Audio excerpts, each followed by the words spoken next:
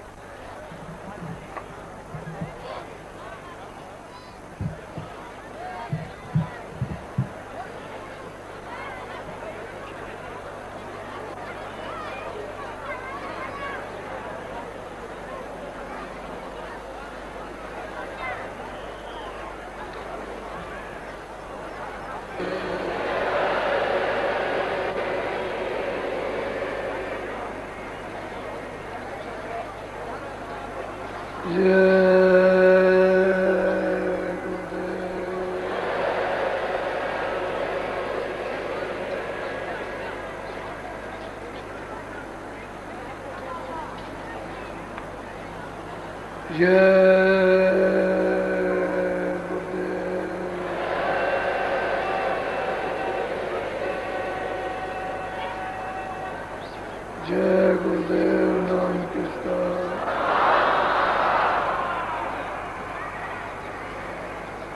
जय गुरुदेव नाम किसका।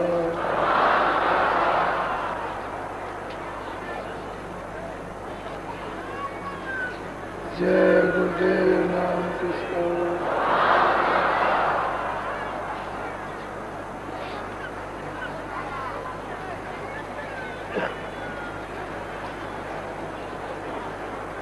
गुरु का ध्यान कर प्यारे,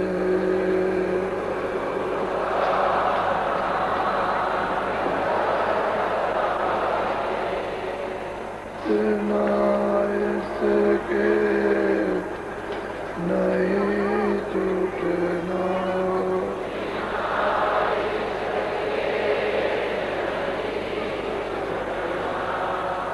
नाम के रंग में रंग जा,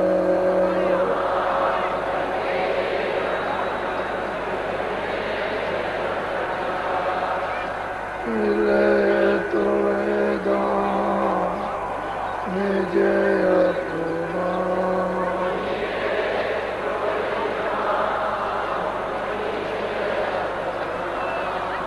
गुरु की शरण दृढ़ करगे,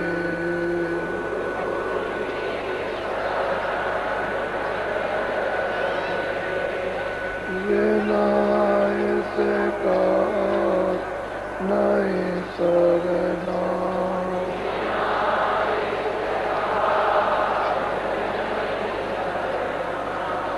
गुरु दयालुमान क्यों चाहे,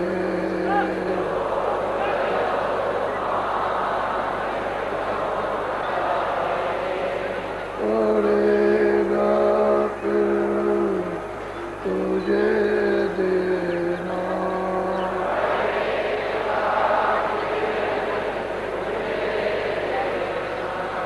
कर्म जो जो करेगा तू,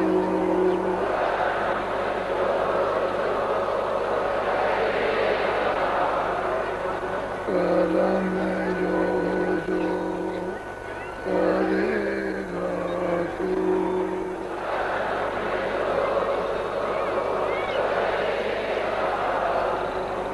वही फिर वो ना भरना।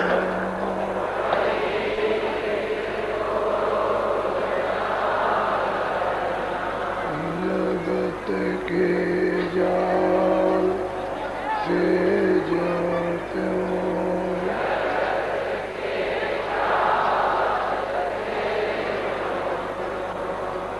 अटो मरदान ही करना।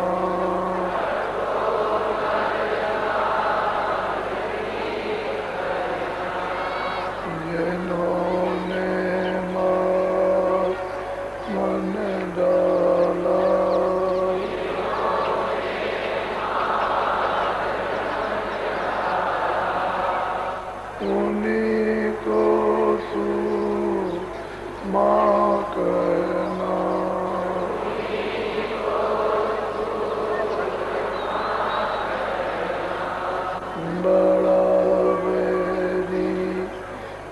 मन घट में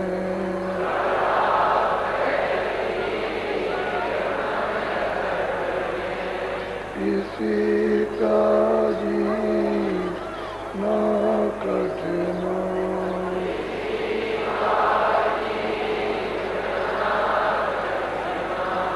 करो तुम इसी के पीछे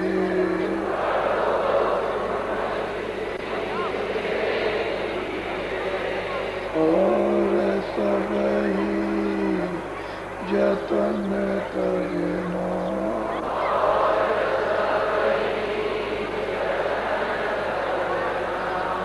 गुरु की कर पहले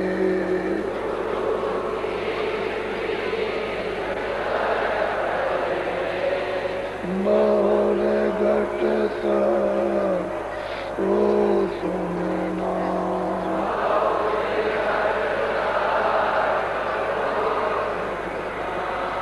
मान होगा ये मेरी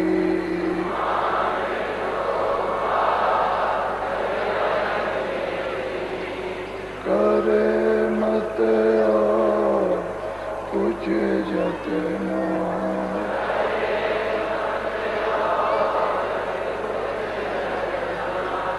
और जब जाए मन तुझसे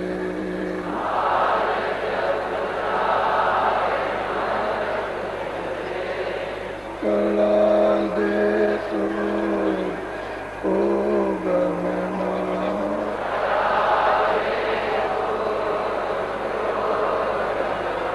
और सब काम जग झूठा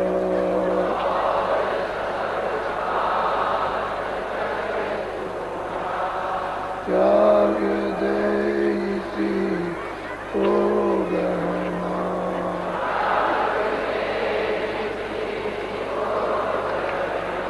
गुरु का ध्यान कर प्यारे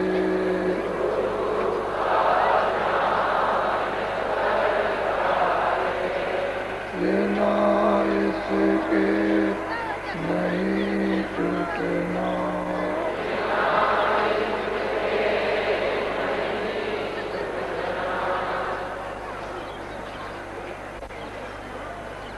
नर नारियों बच्चे और बच्चे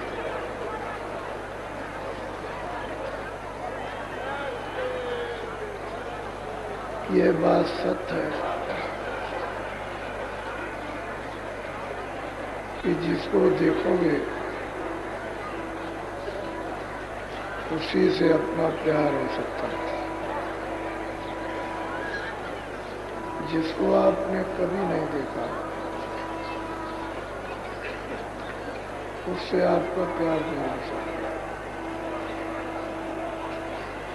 जितने भी अभी तक सब मजहबों और धर्मों में बड़े बड़े ज्ञानी पुरुष अवतारी योगेश्वर आए और 700 वर्ष के अंदर बहुत महापुरुष आए जिनको आपने अभी तक नहीं देखा उनसे प्रेम नहीं हो सकता। लकीर का फकीर तो कोई भी बन सकता है, जमात चला सकता है, फिरका बना सकता है, लेकिन प्रेम उसी से होगा जिसको देखा।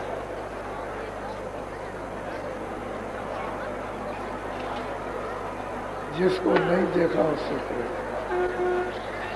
फिर आपने उसके वचन वाणी, फिर आपने उसका रास्ता बताया होगा। न तो वचन वाणी सुने न रास्ता आपने जाना। महापुरुषों की सब एक प्रमाण है।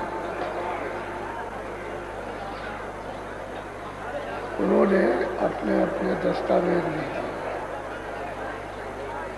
और हमारे सबके उपकार के लिए ये उनका लिखा हुआ खजाना है। लेकिन जो बीजक, ये बीजक है, जो उस बीजक को जानता है वो तो बता सकता है,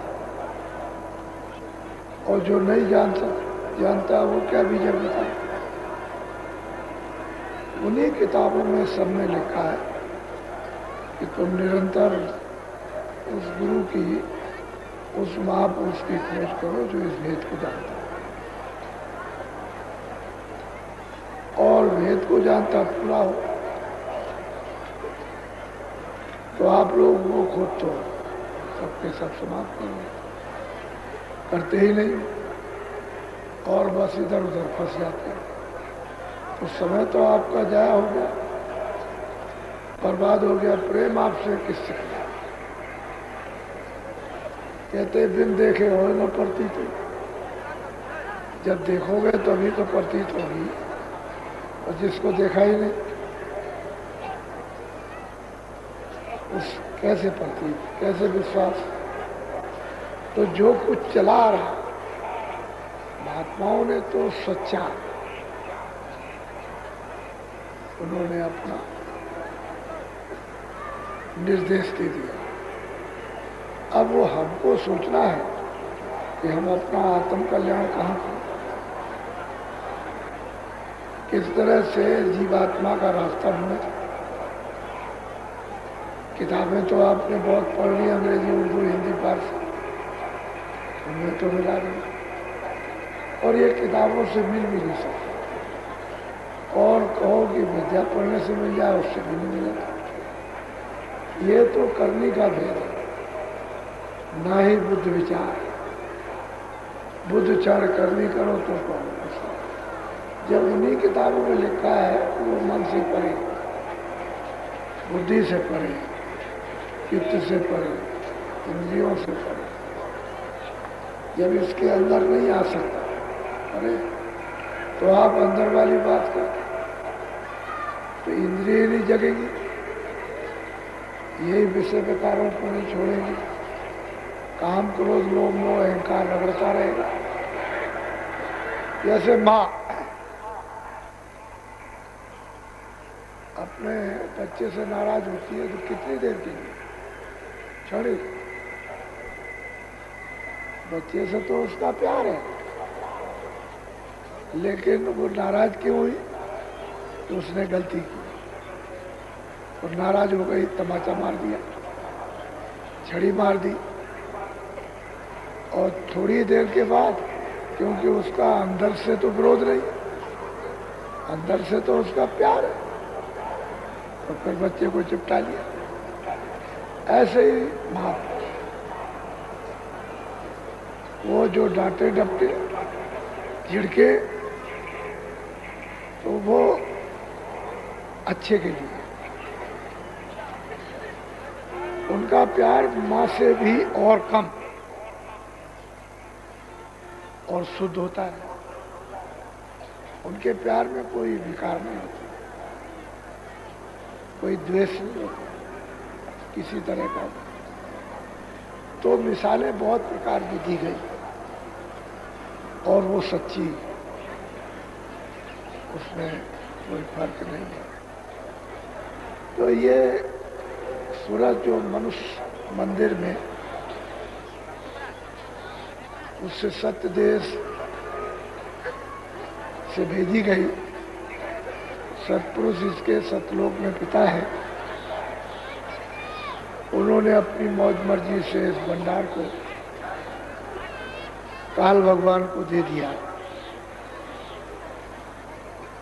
वो इन सबको ले आए और उन्होंने अपना पूरा विस्तार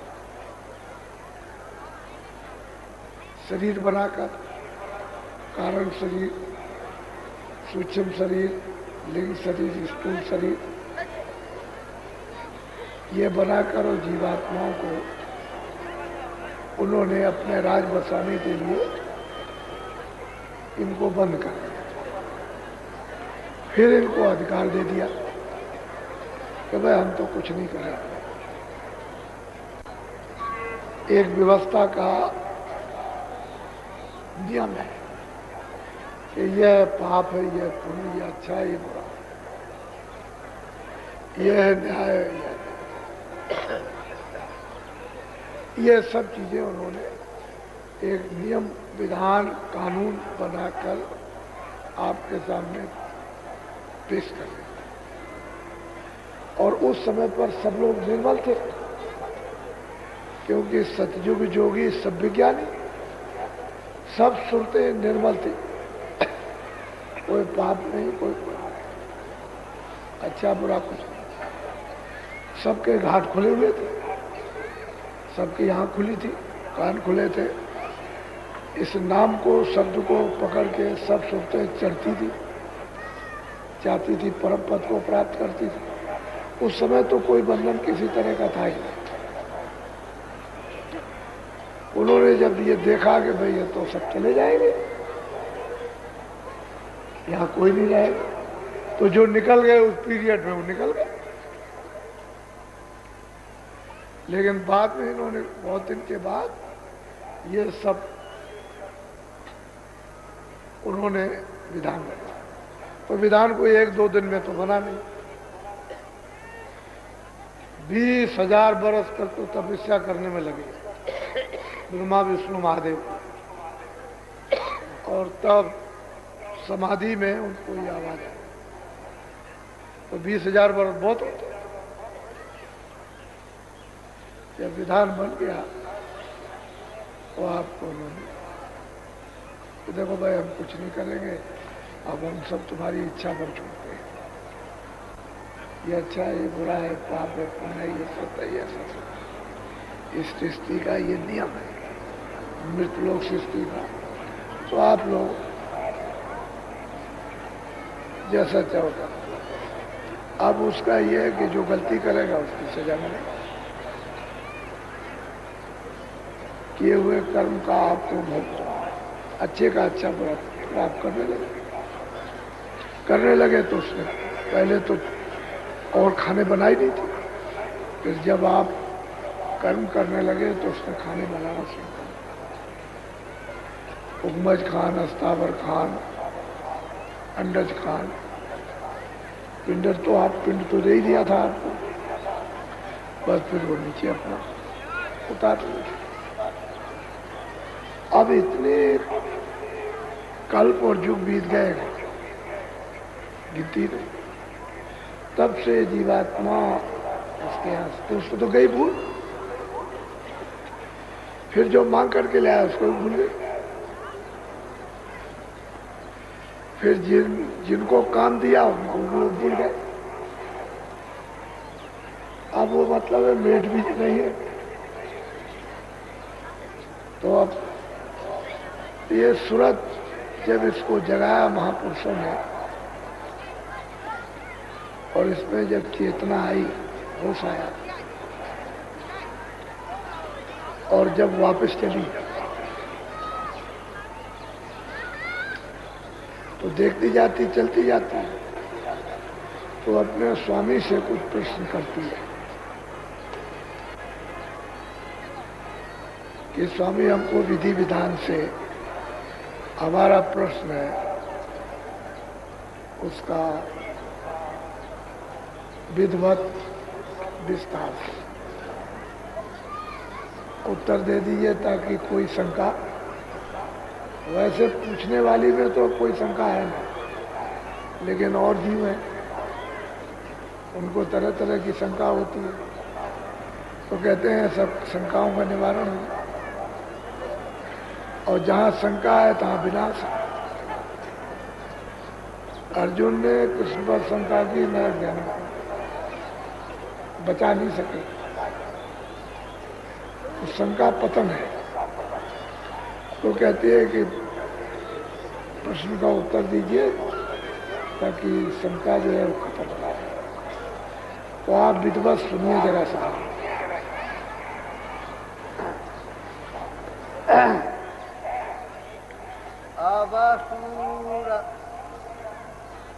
अबसूरते पूछे स्वामी से, वेद कहो तुम अपना मोह सूरज पूछती है, ये बच्चे इधर एक आवाज टकराती है, जाओ तो इस लाउड स्पीकर को ठीक करो, दौड़ के जाओ बिजली वाले। वो पूछती है कि स्वामी आप मृतलोक में आए, यहाँ सुरतों को जगाने के लिए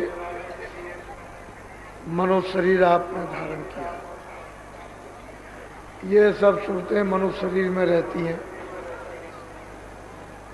तो हमको पहले तो ये बताइए कि आप कौन हैं। वास तुम्हारा कौन लोक में, यहाँ ये तुम कौन मोह। और वो पूछती है कि आपका निवास, आपका लोक, कहाँ के रहने वाले हैं, और यहाँ आप आए हैं आप अपने लोक से, तो क्यों यहाँ क्यों? तो ये भी बताइए कि आपका निवास कहाँ, ये भी बताइए मृतलोक में आए तो क्यों आए। दोनों बातें वो पूछ रही है, अपना स्थान भी बताइए, रहने का मुकाम भी बताइए, रहने का देश भी बताइए, किस लिए वहाँ से यहाँ आए हैं आप, तो किस लिए आए। देश तुम्हारा कितनी दूर, हो जय सूरत न पावे। कहते हैं हम मृतलोक में रहते हैं, यहाँ से आपका देश कितनी दूर है, और हमने यहाँ सब जगह तलाश किया, पूजा की, पाठ किया, जप किया, तप किया, नाना प्रकार के कर्मकांड किए, ज्ञान साधना की, योग किया, सब किया। यहाँ भी हमने ढूंढा, स्वर्ग वैकुंठ में भी ढूंढा, हमको तो कहीं पता ही नहीं चला। तो आप यहाँ नहीं है तो कहाँ रहते हैं, और आपका जो देश है यहाँ से मृतलोक से इतनी दूरी पर है।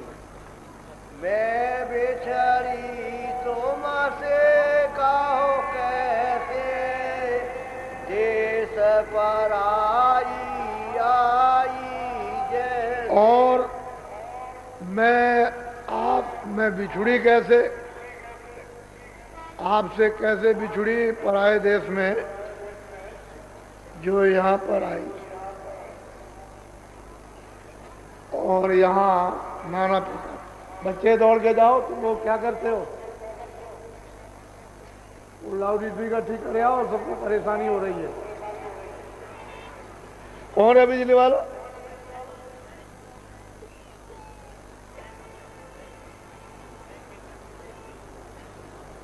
रोज रोज का काम जो कल भी परसों भी हो रहा था।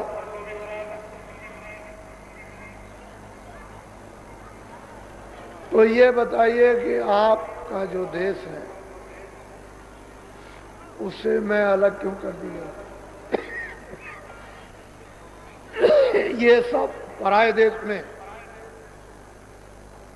मुझे क्यों भेजा गया? ऐसी जरूरत यहाँ क्या मौज हुई कि यहाँ पर दूसरे के देश में भेज दिया? तो वो सब शंका निवारण कर रहे, कहाँ के हैं, क्यों आए हैं, हमने ढूंढा, तलाश किया, आप कहीं नहीं मिले, फिर मतलब ये कि यहाँ आ गए पराये देश में, आप वहाँ से यहाँ क्यों भेज दिया? ये सब एक तरतीब से वो पूछ रहे अपने स्वामी से। मेरा हाल बेन कर गाओ, देश अपना मोहि लखा। और बहुत प्यार से कहती है कि मेरा सब जैसे भी भेजा है वो यहाँ क्यों आई, वो रास्ता क्यों भूल गई, वो सब का सब मतलब ये बताओ, शंका दूर करो और ऐसी दया दृष्टि करो कि मुझे यहाँ से ले चलो। सब शंकाएं निवारण करना चाहिए। बोलो। मन तन संग पड़ी में कम से दुख पाए बहुत समय जग। और हे स्वामी, मैं मन और तन के साथ कब से यहाँ पर डाल दी गई, और इसके साथ रह कर के कितने दुख, कितनी तकलीफ, कितनी यातनाएं, कितनी बीमारियां, कितनी मोह ममता के कितने मतलब भयंकर भयंकर कष्ट मैंने बहुत पाए। ये हमको क्यों मिले? ये दया करके, कृपा करके सब शंकाओं को दूर कीजिए। क्यों भूली में देश तुम्हारा आए पड़ी परदेश। और ये बताइए कि आपका देश मैं क्यों भूल गई? परदेश में आकर के मैं यहाँ ये सब कुछ अपना मानने लगी। हमारे देश का होश हवास उसको भूल बैठी। ये भी मुझको बताइए, ऐसी मुझसे भूल चूक क्या हुई है? बोलो। पाताल बसो के में मृत्युलोक में स्वर्ग बसो की ब्रह्मलोक। कहते हैं कि आप पाताल में बसते हैं कि मृतलोक में बसते हैं, कि आप मतलब ये है कि ब्रह्मलोक में बसते हैं, कहाँ पर रहते हैं आप? ये भी हमको बताइए। कोई जगह पाताल लोग जो विदेशों में उसको कहा जाता है, कि अपने देश में यहाँ पर इस मृतलोक में, फिर स्वर्गलोक में, वैकुंठ लोक में, ब्रह्मलोक में कहाँ किस जगह बसते हैं, वो हमको बताइए आप। क्यों कि मैंने तो सब जगह खोजा था, कहीं नहीं मिले। बोलो। विष्णु लोक में कुंड धाम में इंद्रपुरी या शिव मुख। कहते हैं इन मुकामों में भी अगर आप बसते हैं तो दया करके कि कौन कौन से लोक में, किस लोक में आपका निवास स्थान है, क्योंकि हमने तो इन लोकों में भी ढूंढा, यहाँ भी कहीं नहीं पता लगा। सब जगह खोजा है कि कहीं किसी जगह नहीं। कृष्ण लोक या राम लोक में प्रकृति लोक या पुरुष लोक। कहते हैं कि राम या कृष्ण या प्रकृति या पुरुष लोक में किन लोकों में आप बसते हैं, रहते हैं, तो ये हमारी शंकाओं को दूर कीजिए और दया दृष्टि कीजिए। बड़ी मुश्किल से आप मिले, आपके बगैर ये शंका कोई दूर कर नहीं सकता। बोलो। क्यों डाला मोई काल लोक में अति भर माया हर्ष सुख। और ऐसी क्या थी कि मुझे परदेश में डाल दिया काल के लोक में, और अत्यंत है मुझको पीड़ा दी जा रही, और जब देखो तब मरण, जब देखो तब जन्म, जब देखो तब 84, जब देखो तब नरक। ये भोगते भोगते अभी तक ठिकाना नहीं लगा। ये सब शंकाएं तो मुझे यहाँ डाल क्यों दिया है? बहुत उच्च कोट का प्रश्न। बोलो।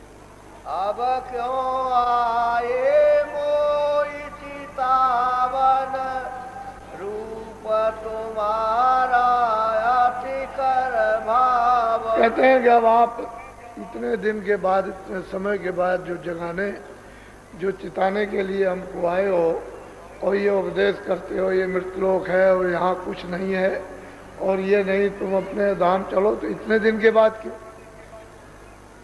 और आपने जो रूप धारण किया है अति मन भाव, अंदर बहुत पसंद आता है, बहुत ही सुंदर है, भाने वाला।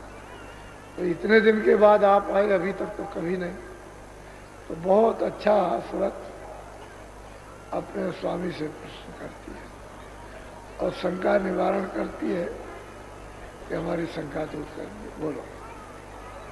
वेदासी तुम चरण निहारे, वेद देव तुम बहुत दीन होकर के वो अपने को कहते हैं मैं तो स्वामी दासी हूं,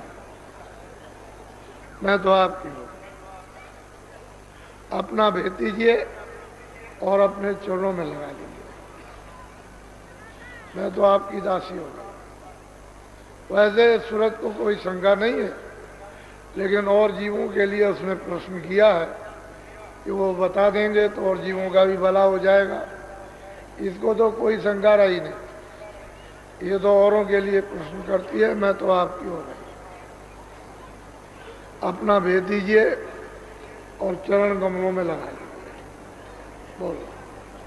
तब हसे शब्द स्वामी बोले, सुनो सूरत तुम मैं कहूँ। कहते हैं सूरत तूने ये सब विस्तार से पूछा, अलग अलग करके शंका निवारण के लिए, तो मैं तुझे खोल करके समझा देता हूं, तो इसको अच्छी तरह से समझ ले, तेरी भी शंका दूर हो जाएगी, आगे जो लोग आएंगे उनकी भी शंकाओं का निवारण हो जाएगा। बोलो। जो तू पूछे भेद हमारा, कहूँ सभी अब करे। कहते हैं कि तूने अगर पूछा है कि आप कहाँ रहते हो, क्यों आए हो, कहाँ के रहने वाले हो, यहाँ क्यों आए हो, इतनी देर में क्यों आए हो, हमको बहुत दुख, हमको क्यों भेजा गया, फिर आप रहते कहाँ हो, तो वो कहते हैं कि सूरत तूने पूछा है तो सभी मैं विस्तार से बताता हूँ, उसको तू अच्छी तरह से समझ ले। मैं हूँ अगमय नामय माया, कहूँ मौज से अधर सब। अब पहले कहते हैं कि सूरत मैं अगम अनाम हूं, अमाया हूं और अधर में मैं वहां रहता हूं। मेरा कोई नाम, मेरा कोई रूप नहीं है, मैं यहाँ का रहने वाला नहीं। वो यहाँ से उन्होंने इस शंका का निवारण शुरू किया कि मैं अनाम हूँ, मैं अगम हूँ और मतलब अमाया, माया वहाँ नहीं है किसी तरह की भी, मैं इन सब से पर अपने में सब समाया रहता। मेरा भेदन कोई पावे, मैं ही कहूँ सो कहते हैं कि सूरत मेरा भेद कोई नहीं जानता, मैं जब कहूँगा तभी जानेंगे और नहीं बताऊंगा तो मेरा भेद कोई नहीं जान सकता। सबके लिए कह दिया कोई नहीं जानेगा। सही बात तो यह है कि 700 बरस के पहले यानी कोई भी इसका भेद नहीं जानता था।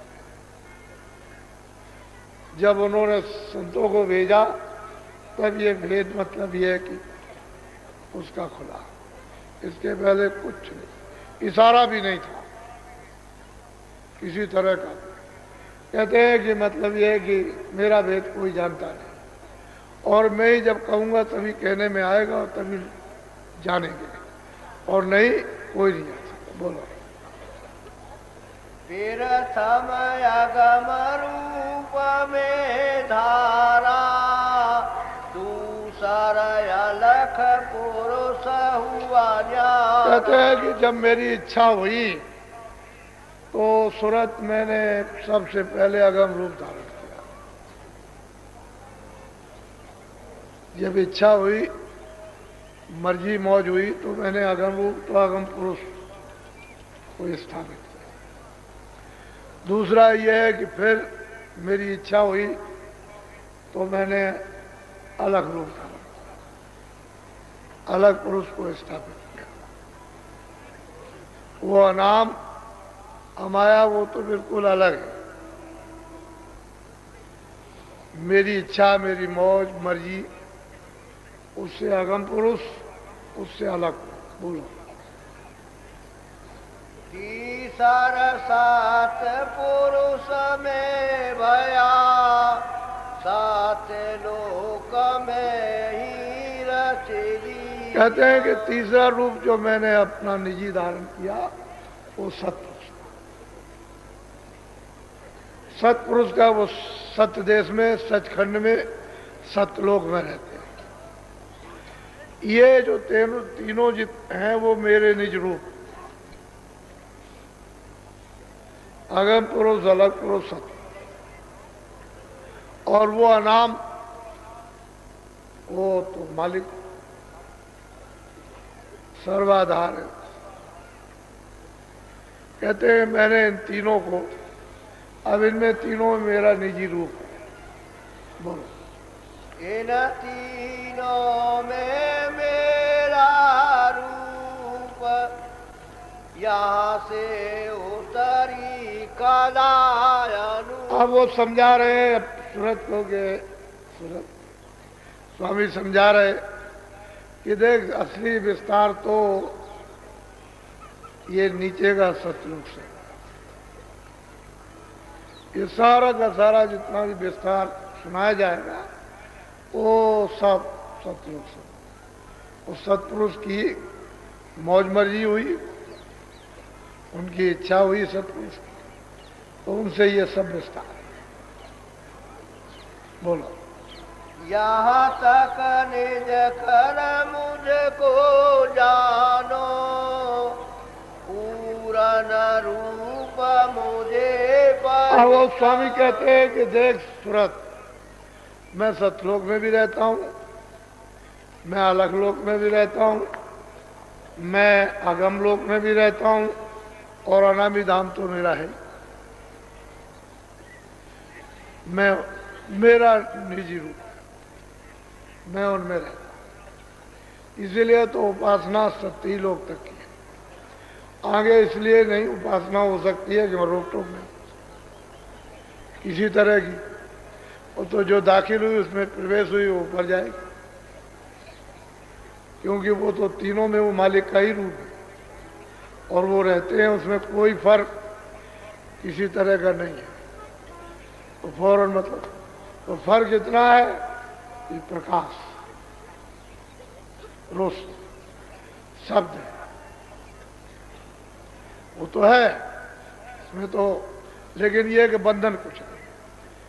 सुरतों को, रूहों को जो पहुंच जाती हैं उनको कोई किसी प्रकार का ऊपर जाने के लिए बंधन नहीं। जहाँ लौट के आए, चली जाए, कहीं भी जाए, सब सुरते वहां स्वतंत्र। क्योंकि जब मालिकाई का उनमें तीनों में उसी का रूप है और मुझको वहां जानो, तो उसमें कोई बंधन की तो बात ही नहीं। तो कहते हैं सूरत, मेरी तेरी शंका का निवारण कर रहा हूं, अब तू विस्तार को सुन। बोलो। अंश दोई सतपुरुष निकारी, ज्योति निरंजन नाम। अब कहते हैं कि सतपुरुष ने दो धाराएं अब निकाली, एक माया की और एक काली। नीचे जब ये सब मंडल अंडल उन्होंने बना दिए तो दो धाराएं वहां से चली। किस पर ऐसे थोड़ी गिरा दी जाएंगे ऐसे। पहले वो रचना करता हुआ शब्द आया सतपुरुष का, और उसने सब मंडल बना दिया।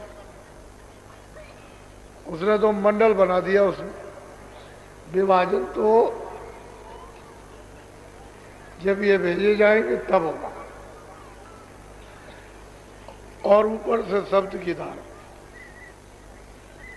आंखों के सामने यहां पर वो टिकी हुई है। उसी का एक छोटा सा रूप ध्रुव तारा, वो चलती चलती नहीं अपनी जगह पर, बाकी सब उसी पर घूमते रहते हैं। इतनी हिंदुस्तान में कोई तेज मशीन नहीं जितनी रफ्तार से ऐसे घूमते। तो मंडल तो उसने बना दिए, फिर दो धाराएं उसी शब्द पर, उसी डोरी पर, उसी नाम पर, उसी आवाज पर। उतार दिया, माया की अवतार। तो सबसे पहले भेजा निरंजन भगवान, सैतल कमल में उनको लाकर के बैठा दिया।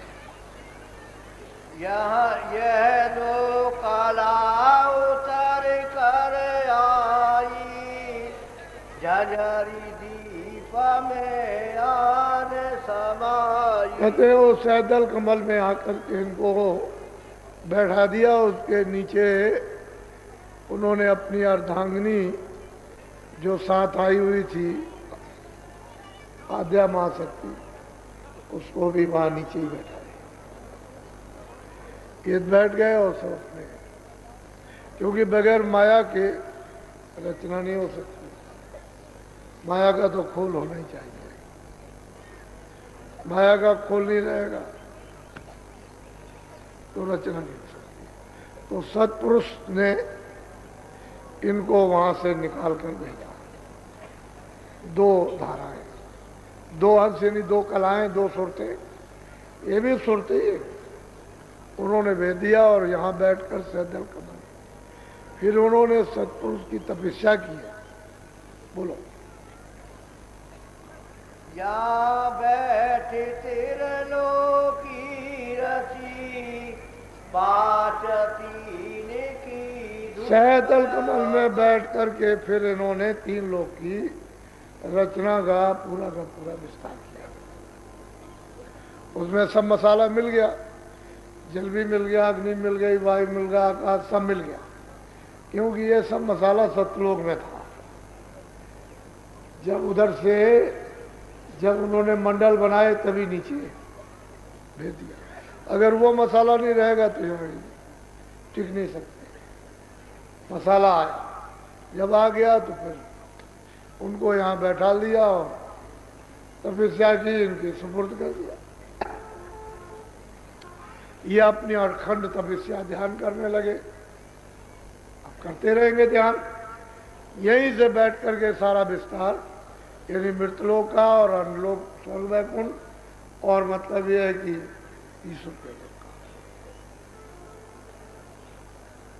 पिंड अंड और तीन लोगों का विस्तार इन्होंने किया। ये सब कुछ इन्होंने अब रचना का खंड बना दिया।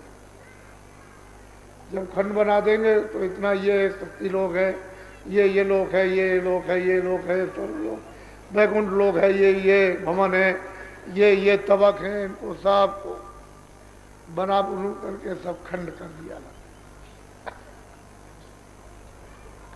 सुनते तो जो उन्होंने दी है वो तो अभी ऊपर ही है, लेकिन तैयारी तो पहले से हो जाएगी तभी तो यहाँ विस्तार होगा। अभी तो सुरतें बहुत ऊपर है और बहुत दिनों तक भंडार रहेगा ऊपर, लेकिन खंड तो उन्होंने बना लिए। ये मृतलोक है, ये सब बना रहा। तीन लोग की रचना का पूरा विस्तार निरंजन भगवान है, जिनको खुदा कहते हैं, गाट कहते हैं, ईश्वर कहते हैं, उन्होंने अपने स्थान पर बैठ करके ये सब किया। अब यह है कि ये जो स्त्री पुरुषों का जो ढांचा देखते हो वो यहाँ नहीं है। वो जब ब्रह्म स्थान पर जब सूरत आई थी तो कारण कपड़ा पहनाया गया, तो गोई कपड़े थे, एक माया का, एक पुरुष, तो वहां झिल्ली डाल ली कारण शब्द स्पर्श रूप रसगंध, इसकी झिल्ली डाल दिया उन्होंने। बस वहीं से ही फिर नीचे आए तो मतलब 9 तत्वों का शब्द स्पर्श रूप रसगंध और मन बुद्धि चित्त और अहंकार, तो ये वहीं से स्त्री पुरुष का कपड़ा चला। वो बहुत ही बारीक रूप से मोटा, फिर वो स्वर्ग वैकुंठ में आए तो 17 तत्वों का और मोटा। अब यहाँ स्थूल शरीर में आ गए तो ये तो बिल्कुल ही मोटा। ये 5 तत्वों का जल पृथ्वी अग्नि वायु। तो यहाँ ये खोल उतरेगा नहीं जब तक उतार करके चारों शरीरों के खोल अलग न कर दिए जाए, तब तक वो रूप सूरत का निकलता नहीं, तब तक स्त्री स्त्री पुरुष पुरुष रहेगा। जब इस कपड़े को उतार दीजिए वहां ब्रह्म स्थान पर और सूरत शब्द रूप हो जाती है तो सब उतार देती है। अब वो पुरुष रूप हो गई, जो स्त्री है वो पुरुष, सूरत पुरुष रूप हो गई, और जो पुरुष की है वो तो पुरुष है ही, फिर स्त्री आवरण नहीं है और न पुरुष आवरण, उससे परे। वहां से वही सूरत थी, उसको एक ये कपड़ा पहरा दिया। अब ये भेद तो किसी को मालूम है, कोई जानता नहीं। अब उधर से कोई आए जाए तो उसे मालूम, तो सूरत को वो महापुरुष समझा रहे हैं कि देख सूरत, असली बात तो यह है कि रचना का सारा विस्तार सतलोक सतपुरुष है। मैं यहां से तो कुछ कर नहीं सकता, मेरा वो उन लोकों में मेरा रूप में वहां से ही विस्तार हुआ। मैं तो अभी यही हूं। बोलो। तीन लोक से मेरा हूँ न्यारा, चार पाँच छः में बेस्तार। कहते हैं कि 3 लोक से मैं न्यारा हूं। मैं ना यहाँ मृतलोक में हूं, ना मतलब यह है कि अंडलोक में हूँ, न ब्रह्मांड में, न मैं स्वर्ग में हूँ, न पाताल में हूँ, न विष्णुलोक में, न शिवलोक में, न इंद्रपुरी ने गंधर्व लोक में, किसी में नहीं। मैं इन सब से परे रहता हूं। मेरा है देश। बोलो।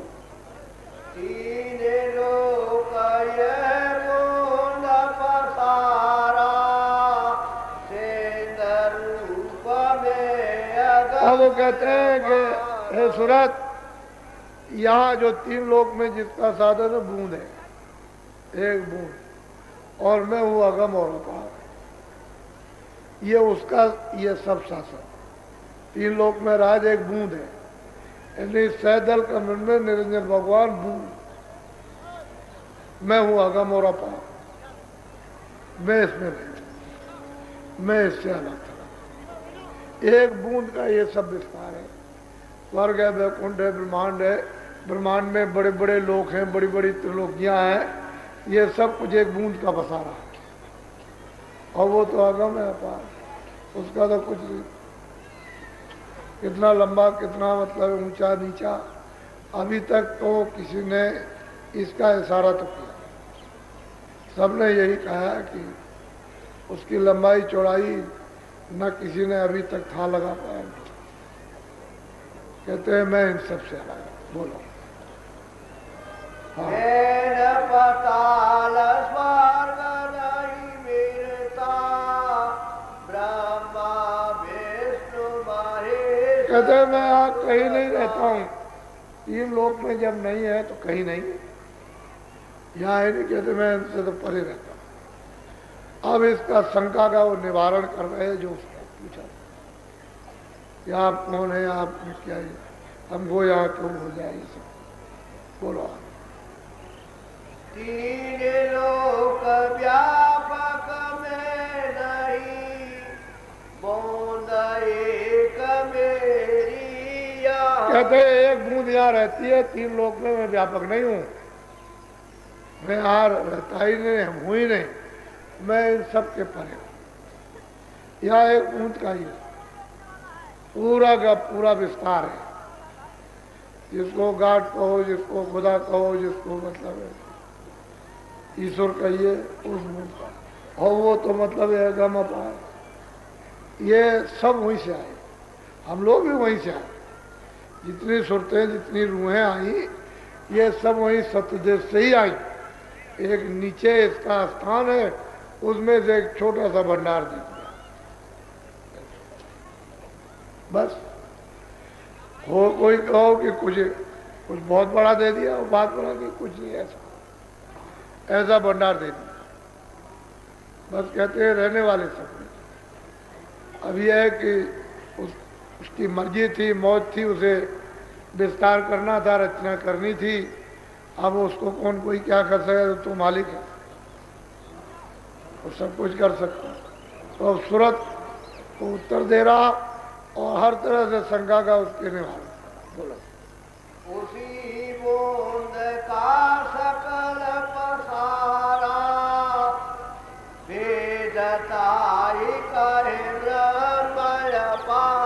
कहते हैं कि उसी बूंद का पसारा है। वेद कहते हैं कि यह अगम है, अपार है, कुछ एक बूंद है, उस बूंद का पसारा है। कहते हैं वेद में जो लिखा वो मतलब ये अगम है, अपार है। तो किसी को भी अगम अपार कहते, लेकिन सही चीज, ईश्वर से भी परे ब्रह्म, ब्रह्म से भी परे पार ब्रह्म, पार ब्रह्म के भी परे महाकाल पुरुष, तब जाकर के मतलब ये वो तो सबसे परे। कहते हैं मैं यहाँ कहीं नहीं रहता, हे ईश्वर तो हे जीवात्माओं, मेरी एक बूंद रहती है और मतलब उसका ये सारा विस्तार है। ये लोकांतर उसी के एक बूंद। बोलो इसके आगे वेदन पाया, साथे गुरु वेद कहते हैं कि सुरत इसके आगे किसी को वेद तो मिला नहीं, कोई आगे जानता होता। इतना तो जरूर इशारा किया, न एती न और कुछ है, बस इतना ही कह करके छोड़ दिया। देखा है का कुछ कि ऐसा मालूम कभी कभी ऊपर से आवाज आती है, इसके ऊपर से भी। तो जिन लोगों ने समाधि लगाई उन्होंने कहा भाई कुछ और मालूम होता है, लेकिन देखा नहीं। तो बिना सदगुरु के जो आने जाने वाले वो जब तक नहीं मिलेंगे तब तक वो वेद मिलेगा।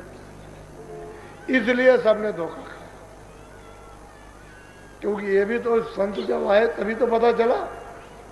बगैर आए हुए रास्ता कैसे मालूम होता, कैसे पता चलता है ये रास्ता आने का, ये जाने का। अभी जब आए तब जीवों को जगाया और अभ्यास कराकर, साधन भजन कराकर और इनको नाम पर सवार होकर के ले चले, तभी तो पता चला। नहीं ऐसे कैसे मालूम हो जाए। अभी काशी में कोई ज्यादा दिन तो हुआ नहीं, तुलसीदास जी थे, बड़े बड़े ब्राह्मण विद्वान पंडित टकरा गए जान से मारने के लिए, लेकिन उन्होंने उन पर भी दया की। कह रहे भाई तुम यहाँ के कहाँ रहने वाले हो? उनको सब तरह की मतलब ये उनको शिक्षा दी और ज्ञान दिया और रास्ता बताया, उनको भी पार किया। अपने ही सामने जो मौत के लिए घूमता हो कि मार दिया जाए इनको, उसी पर वो दया बरसा रहे। और दया की बात है, तो उन्होंने ऐसी दया बरसाई थी, यहाँ से वहाँ पहुँचा दिया, बहुत लोगों को पहुँचाया। अब तुलसीदास जी को कौन जाने ये कौन थे। झगड़ा झंझट इन्हीं ब्राह्मणों ने बड़ा विरोध किया कि ये धर्म के खिलाफ। तो अकबर बादशाह से कहा, उसने बुलवाया, कहा कि इनको यहाँ रखो नजरबंद। कह लगे आप कहीं जाएंगे नहीं, यहीं रहिए। 6 महीने तक उनको रोका, जब देखा कुछ नहीं है, किसी मजहब और धर्म के खिलाफ नहीं, कह लगे आप जाइए, छोड़ दीजिए। ये ऐसे लोग हैं, नहीं जानते, पता नहीं क्या करते। तो कहते हैं कि भाई सबने धोखा खाया, किसके बिना? सदगुरु के बिना। महावर्षों के बगैर, पूरे के बगैर सब धोखा खाते, क्योंकि इन्होंने जो सुना, जो लिखा, वो तो वाणी तो लिखी है, देखा तो है नहीं। अगर ये देख लेते निरंजन भगवान को, ये ब्रह्मा तो तुरंत कारोबार छोड़ देते। इनका काम है उत्पत्ति करने का, एक का काम है पालन करने का और एक का काम है श्रृंगार करना। तो ब्रह्मा विष्णु महादेव अपनी अपनी जगह बैठ के अपना अपना काम करते हैं। अगर ये कोई भी अगर उसका दर्शन कर ले ईश्वर का, भगवान का, तुरंत सब काम छोड़ दे। इनको ये हुक्म ही है आद्या महाशक्ति को, ये इधर ना ले, ये कारोबार खत्म हो जाए। जरा सा भी अगर दर्शन किया सब छोड़ दे। तो इनके लिए बड़े बंधन है, ये दर्शन नहीं कर सकते। और वो सदगुरु बगैर सब धोखा। तो देखा तो नहीं, आवाज सुनी है तो लिखो बस। बोलो। जितने मत है जग के माई, इसी बूंद को से सब के सब जितने भी मत है, ये सब इसके नीचे ही से आए। राम भी नीचे से आए, सैदल कमल के नीचे से। कृष्ण भगवान तो मतलब प्रकृति लोक से आए थे, लेकिन और जितने सब के सब तो उन्होंने तो छुपा लिया था। उन्होंने तो पृथ्वी लोक का खाली इशारा कर दिया, बाकी कुछ नहीं किसी को नहीं, क्योंकि उनको प्रकृति ने भेजा था विशेष काम के लिए। तो चले यहाँ आए, उसके बाद बताया कुछ काम किया हो वापस आ गए। तो कहते हैं कि जितने मत है इसी बुंद को सिंध कहते हैं, और सिंध का पता भी नहीं, उसका भेद ही नहीं जानते कि पूरी रचना का विस्तार कैसे होगा। ये जरूर है कि जिन योगियों ने यदि उन्होंने तपस्या की है, साधना की है, उन्होंने मतलब है कभी कभी झलक उनके सामने आई तो जरूर है, लेकिन उसकी झलक नहीं आई जो आम मंडलावर्ती स्थानीय मालिक है।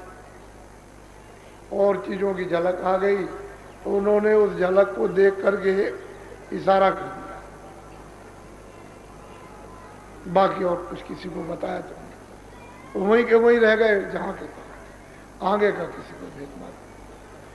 ये सूरत कहाँ से सुनते, कहाँ से आई, कौन ले आया, किस तरह से ले आया, कैसे भेजी गई, क्यों भेजी गई, किस रास्ते से आई, कैसे कैसे लाई गई, ये तो मालूम है। बोलो। वीर पैगंबर कुछ बयोरिया, बूंद भेद पूरा। कहते वो तो बूंद का भी भेद इनको नहीं मिला, उसका भी दर्शन दीदार नहीं कर पाया। तो मतलब ये फिर वो क्या समझे, झगड़ा तो इसी बात का। एक उन्हीं में से कहता है कि नहीं बूंद है, वो अगम है अपार है, दूसरा कहता कुछ नहीं। झगड़ा उन्हीं में, उसी बूंद पर झगड़ा हो गया। और वो है सिंध अपार। तो कहते हैं कि सूरत यहाँ वो एक बूंद रहती है, तीन लोग का यहाँ पर, और उसी को सब लोग कहते हैं। और वो मैं अगम हूँ अपार हूँ, उसका बगैर सदगुरु के कोई भेज जा नहीं सकता। और वो सदगुरु को जब समय समय पर भेजता हूँ तो लोग उनके पास पहुँच नहीं पाते, ढूंढते रही, खोजते रहिए, और किसी को जगा ले, चिता दे और ले जाए तो ठीक है। ऐसे नहीं, वो तो बगैर मर्जी के नहीं। सुनो सूरत तुम अपना भेद, तुम हम में थी। अब वो कहते हैं सूरत तूने ये पूछा था कि मैं कौन हूं, तो सूरत मैं तुझको ये बताता हूं कि तुम मुझ में थी, अभेद थी, कोई किसी तरह का भेदभाव मुझसे अलग नहीं था। इसी मतवा था समुद्र में, समुद्र थी, मुझ में थी, कोई भेदभाव।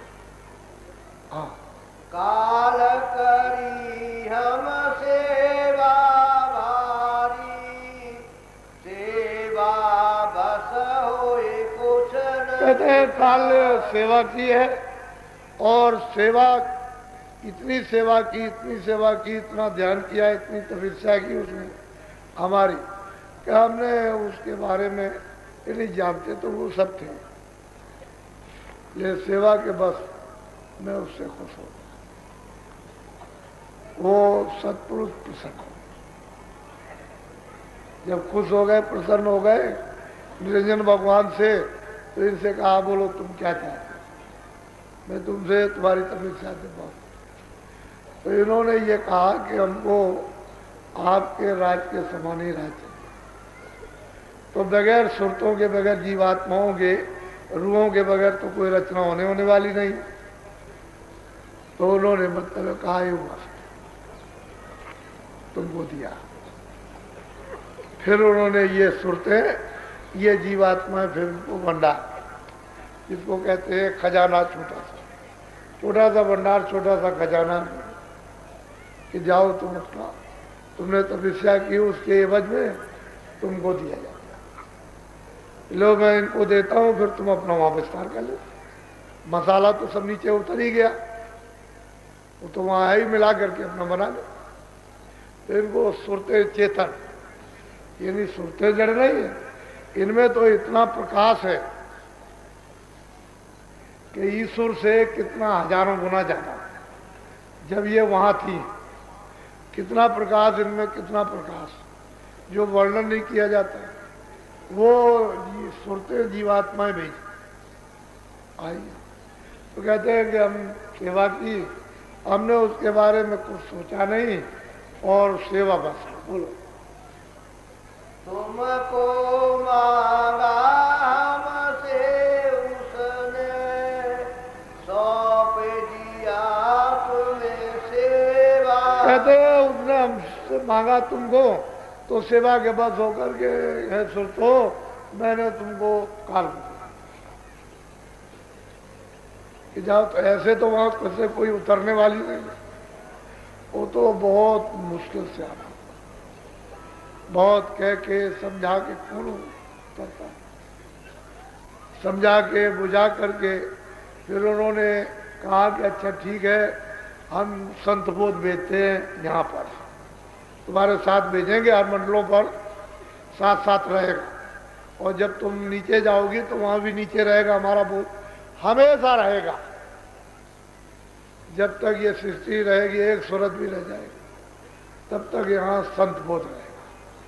काल लाए तन मन को घेरा, सुख सुख पाया तुम बहुत। कहते हैं काल ले आया, ला करके तुमको तन मन में, इसमें मतलब है तन इंद्रियों में ला करके बंद कर दिया, और उसने तरह तरह के विधान बना करके तुमको पाप और पुण्य, अच्छे बुरे में, इसमें सब घेर लिया कर्म करा कर। जब कर्म करा लिए तो फिर मतलब है तुमको तरह तरह की सजा। तो हम जानते हैं कि तुमको बहुत तकलीफ, बहुत समय से ये तकलीफ दे रहा, ये इनका काम था, मेरा काम नहीं था। मुझसे तपस्या की, मैंने तुमको दे दिया। अब ये लाया तो घेर लिया, अपना नियम अपना ये सब बना बुनू करके, और इसको कह दिया, आज़ादी दे दी कि तुम मतलब ये जैसा अच्छा हो वैसा करो, हमारी तरफ से तो कोई बंधन है नहीं है, तुम जो करोगे सो उसका फल पाओ। तो अब तुमने बहुत कष्ट उठाए। अब वो कहते हैं कि मैं इसीलिए आया।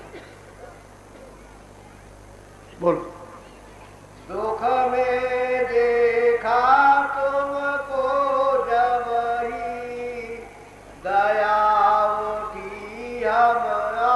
कहते हैं जब तुमको दुख में हमने देखा कि ये कितने युग और कल्प बीत गए, वहां गई हुई हैं, बड़े कष्ट मिल रहे, बड़े दुख मिल रहे, तो दया होंगी, और फिर मैं तुमको अब वापस ले जाने के लिए, कि ये तुम्हारा घर है, ये परदेश है, चलो तुम्हारा। वो जो संत बोध आया वह गुप्त है, वो कभी उनको कोई नहीं पहचान सकता। भेड़े चराएंगे, ऊंट चराएंगे, खेती करेंगे, उनको कोई नहीं जान सकता कभी भी। वो जब से सृष्टि की रचना हुई है और सुरतों को भेजा गया तब से वो आए, लेकिन वो हमेशा, और दरबार में रोज हाजिरी देते, वहां पहुंचते रोज। उनके पहुंचने में एक क्षण भी नहीं लगता, सीधे जाते हैं सीधे, लेकिन उनको कोई जान नहीं सकता। मनुष्य रूपी इसी मंदिर में रहते हैं, इस शरीर में। और मतलब यह है कि जैसे मौत के वक्त में सूरत शरीर छोड़ देती है, ऐसे छोड़ के चले जाते हैं, चले गए, रोज हाजिरी देते हैं उसे। वो उनको कोई गुप्त है, उनको कोई नहीं जान सकता। वही साधन सामान जोड़ देते हैं। जब किसी को कोई मतलब ये इच्छा होती है तो वो भक्त वत्सल बन करके भक्तों की और उससे सत्यता की प्रशंसा रखते हैं। हर मंडलों का समाचार जाता है, लेकिन यह है कि उनको कोई पहचान नहीं। और जब से प्रकट आए तो उन्होंने जीवों को जगाना शुरू किया कि चलो वही ये रास्ता है।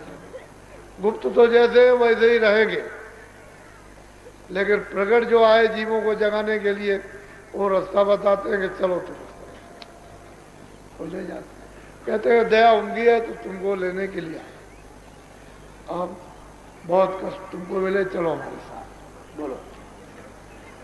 आए किया हम साथ उपदेशा, साथ मारे तुम करो। कहते हैं मैंने आकर के यहाँ शब्द का नाम का ये उपदेश किया है, तुम ऐसा करो, घाट पर शब्द आ रहा है, तुम उसको सुनो और उस पर सवार हो। नाम रूप की नौका जहाज लगा रखा है, उस पर बैठो और चलो, हम ले चले। हम इधर भी तुम्हारी मदद करें, उधर भी।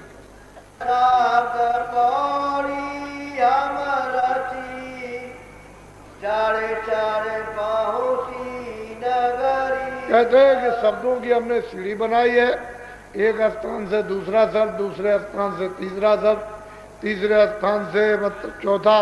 कहते हैं शब्दों की सीढ़ी बनाई, तुम चलो इस पर सवार हो और यहाँ से उस स्थान पर पहुँचो, वहाँ मतलब उसका दीदार, फिर वहाँ शब्द पकड़ो, उस पर पहुँचो।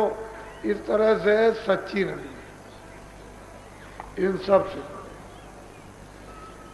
वहाँ ये कोई किसी तरह का झगड़ा झंझट, काल का, माया का, मरने का, जन्म का, बच्चों का, रोग का, कोड़ का, काम का, कोई किसी तरह का खटका किंचित मात्र भी। वो तो बिल्कुल सच्ची नगरी है, वहाँ सच्चा सच्चाई सब कुछ है। ये तो सब मिश्रित है। बूंद ने तो मिश्रित बना करके सबको बर्बाद दिया। और वो कहते हैं चलो हमने पौड़ी बना रखी, पौड़ी कहते हैं सीढ़ी, सीढ़ी शब्दों की बना रखी, उसमें चढ़ो और चलो हम एक दूसरे को पकड़ाते चलेंगे, तुम जल्दी चलो। तो मदद तो लेनी पड़ेगी, बगैर मदद के कैसे जा सकते? अपने बल से कुछ नहीं होने वाला। वो तो जब उनका बल और सहायता ली जाएगी तब चलेगी। तो नाम पर इधर सवार हो। बोलो।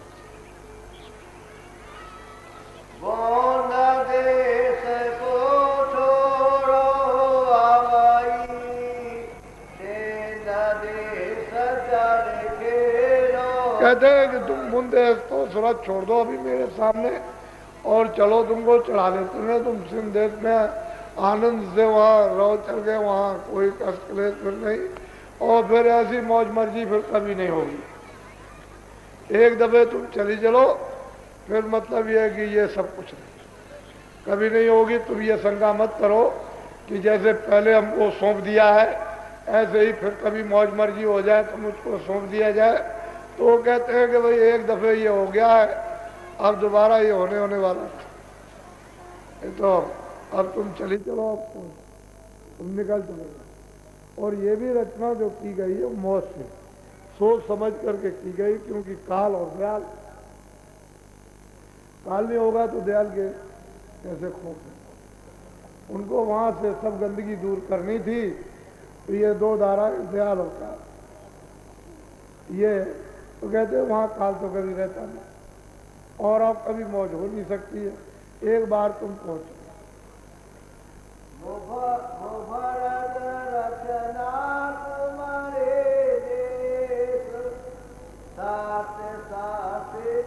कहते हैं वहां की रचना बिल्कुल निर्मल चेतन, शब्द ही सत्य की रचना है। वहां शब्द के समय कुछ, वहां एक कण कण के अंदर में शब्द उसी की रचना है, सारा विस्तार। कहते हैं वहां कोई मिलोनी विलोनी किसी तरह की। तुम चलो वहां अपने देश में स्वतंत्र, मतलब ये कि आनंद से वहां प्रीतम का, उस प्रभु का दर्शन। लेकिन जब तक आप यहाँ नहीं महापुरुष मिलेंगे, प्रेम नहीं करोगे तो कैसे? यहाँ मिले, प्रेम करो और उसके बाद में धीरे से, मतलब है कि जो बताए सो थोड़ा सा करो तो चढ़ चलो। नहीं तो अगर जरा से डाल चूक गई, ये मनुष्य एक डाल है, जरा भी चूक गए बस चले गए, हर से नीचे गए। 4 खानों में 84 लक्ष योनियों में, फिर वहाँ क्या मिलेगा?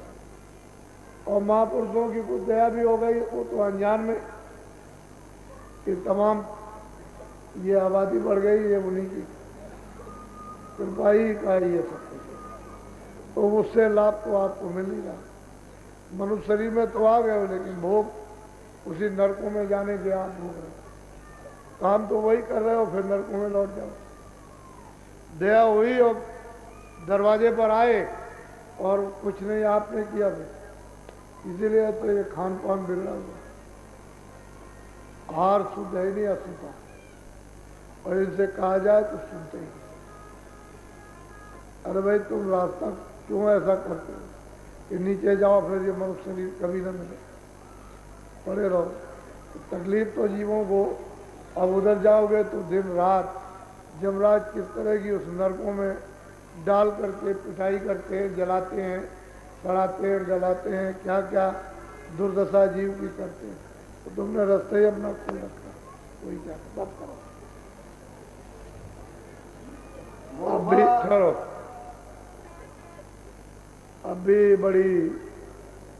अभी ऐसा मालूम होता है कुछ गए नहीं, लेकिन मैदान देखने से ये मालूम होगा कि अभी कोई गया नहीं। ऐसे सत्संग तो कल तक के लिए है ही, ऐसे तो सत्संग चलता ही है। मैं यहाँ रहता हूँ, सत्संग तो होता ही रहता है, लेकिन यह है कि जो बाहर के आने वालों के लिए रखा था वो 16 था, तो आज और कल तो है ही, लेकिन बहुत लोग गए और आज भी जाएंगे इस तरह से। तो आप लोग जो रास्ता दिया, शाम को तो गुरु महाराज की दया रही, तो जो कोई आ गया नया तो नामदान तो उसको मिल जाएगा। अब कुछ भी मेरी हालत हो, मैं नामदान तो शाम को उनकी कृपा से देंगे। कल तो मेरी तबीयत गड़बड़ा गई थी, रात को संभल गई, क्योंकि आप बहुत बेरहमी से, यानी दया का नाम नहीं, इस तरह से नोचा नाची कर,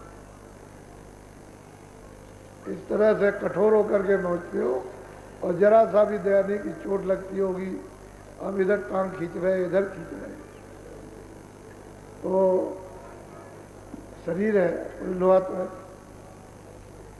लोहे पर भी हाथ मारो तो गिर जाए, ये तो हार मारता है। तो दे ही देंगे, लेकिन आप लोग जो नामदान दिया गया सब, जब भी समय पाओ घर गृहस्थी से, दफ्तर है, दुकान है, खेती है, जब भी कहीं समय मिल जाए आपको, 2 मिनट का, 4 मिनट का, 5 मिनट का, 10 मिनट का, कहीं भी जंगल में किसी जगह पर फरुआ रख दिया, खेत में काट रहे हो रख दिया, 5 मिनट बैठ गए, 10 मिनट बैठ, आपको अपना घाट बदलना, संसारी घाट को छोड़ना, परमार्थी यानी घाट को पकड़ना, परमार्थी घाट पर बैठना है। तो ये कोशिश और मेहनत करो, थोड़ी धीरे धीरे धीरे से बन जाएगी। तो आपको कोई बाहर से अड़चन भी मालूम नहीं कि भाई हम काम भी कर रहे हैं अपना, और ये सब कुछ है, और थोड़ा सा इसको भी कर, तो घाट बदलना, धीरे धीरे घाट बदल जाए, संसारी घाट बदलेगा, परमार्थी घाट पर कार्रवाई जितनी भी होगी सब परमार्थी घाट पर, यानी सूरत के घाट पर। ये जो अभी चल रहे हो इंद्रियों का, मन का घाट,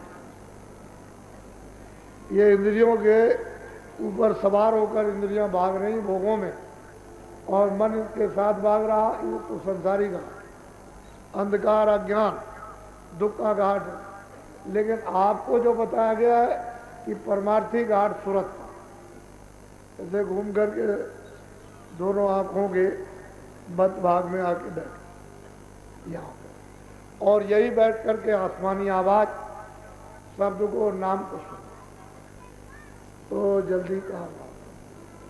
और फिर मान लो कभी कभी ऐसा होता है कि ज़्यादा पर्दा चढ़ा हुआ है, बहुत ज़्यादा कर्मों का पर्दा चढ़ा है, तो जरा सा रो अंदरी अंदर, और किसी को दिखाओ मत, कपड़ा ओढ़ लिया, अंदरी अंदर रो लिया, तो वो झड़ जाए। आत्म वेदना से वो पर्दा जो है बिल्कुल एकदम टूट टूट करके जर्जर होकर गिरे, तो उससे सफाई हो जाएगी। तो जिन्होंने भी प्राप्त किया है रोका सब ने, तुलसीदास बहुत रोए, मीराबाई बहुत, जितने आए सब रोए। हसत कंत न पाइया जिन पाया तिन रोए, हंसी खेले पी मिले तो कौन दुआ गिनो, सबको रोके। तो अंदर ही अंदर दिखाना किसी को नहीं, कोई देखने ना पाए, तुम अपने प्रीतम के लिए आंसू बहाओ घाट, फिर देखो पर्दा जड़ जाएगा। तो कभी कभी हताश मत हो, पर्दे तो आपके घाट पर बैठने के साफ हो ही रहे, वो तो अंबार लगा है, सफाई हो रही है, उसे तो मालूम है। तुम जल्दबाजी करते हो, जल्दबाजी काम शैतान का और धीरज है रहमान का। जब आप थोड़ा सब्र रखोगे तो मतलब रहमान की तरफ से काम होगा, और जल्दबाजी करोगे तो ये शैतान की तरफ का काम कायम नहीं रहता, रहमान की तरफ से अस्थायी होता। तो जल्दबाजी धीरे रो, आंसू गिराओ घाट, उधर भी देखता है इधर भी देखता है। और वही हमारे लिए जो कांटा है, जो मतलब ये दरवाजा लगा उसमें खुल जाएगा, टूट जाएगा। तो आप लोग अपना करना। अभी आज भी बहुत लोग जाएंगे, हमको मालूम है। आप लोग बड़ी बखुशी प्रसन्नता के साथ में जाए, और ये इच्छा लेकर के जाए कि अगले साल, वैसे तो होली में भी कार्यक्रम होता है, और सावन के महीने में जन्माष्टमी के बाद, गुरु पूर्णिमा तो पहले हो जाती है, जन्माष्टमी के बाद साधना कार्यक्रम होता है, उसमें भी है बाद में,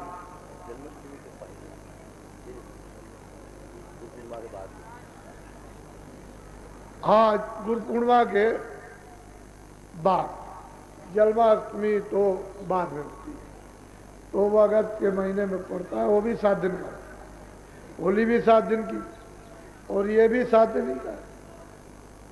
तो वैसे ये है कि भंडारा अपना है।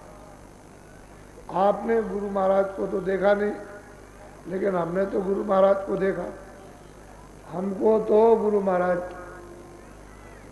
उनको देखा है, तो मुझे तो उनसे निर्देश लेना, आपने तो देखा है, तो आप उनसे निर्देश क्या लेंगे? तो ऐसा कभी नहीं, वो तो उनसे दया ली और प्रसाद हमारा हाथ लगा बनाया, आपको दिया। तुम ऐसा न मत समझना किसी और ने दे दिया, वो तो हम उनसे दया लेंगे आपके लिए और अपने लिए, और मतलब यह है कि आपको देंगे, तो वो आप लोग वो प्रसाद काम में लिया करो जो उस समय पूजन का है, वो बहुत महत्वपूर्ण है, और उसको लेकर के मिला लिया करो। बतासे और इलायची दाना उसमें मिला के रखिए, तो समय पर जरूरत पर बहुत से लोग जो है ऐसा समझते हैं कि सीधी दया मिल जाए, ऐसा आधार लेके दया मिल।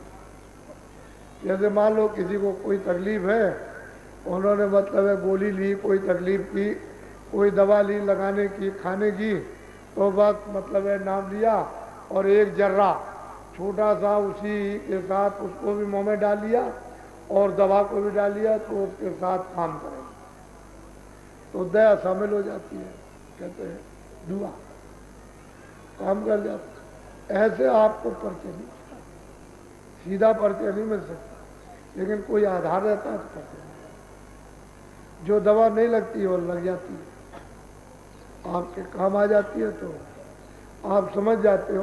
पहले तो आप दवा खाते ही हो, लेकिन यह है कि फिर तो आधार होना चाहिए, कुछ ना कुछ उससे अनुभव होता है, नहीं तो निराधार कोई चीज हो तो उससे कुछ नहीं, उस समझ में बात आएगी। तो दवा ले लिया करो, यानी बहुत बड़े बड़े मर्ज है, उनमें भी दया तो आपके साथ काम करती है, लेकिन आपने उनको जब बुला लिया है तो अब ये भोग है, अब तुम कहते हो हमारा जल्दी खत्म कीजिए। अब इतनी जल्दी है कि भजन का तो नाम ही नहीं, ये खत्म कर दिया, ये खत्म कीजिए। हम तो महात्मा जब जानेंगे जब हमारी ये तकलीफ चली जाए बस, तो फिर तो मतलब है तुम महात्मा को क्या समझो, फिर तो कुछ नहीं समझोगे, फिर अपने स्वार्थ की डोर में बंधे हुए। इसलिए वो बात अलग, जिसे जो काम और अगले को करना है उसकी मौज मर्जी में छोड़ो, तुम अपनी बात कह डालो। तो इस तरह से आपको, और फिर मैं बात आपको याद दिलाता हूं, जितने भी बड़े बूढ़े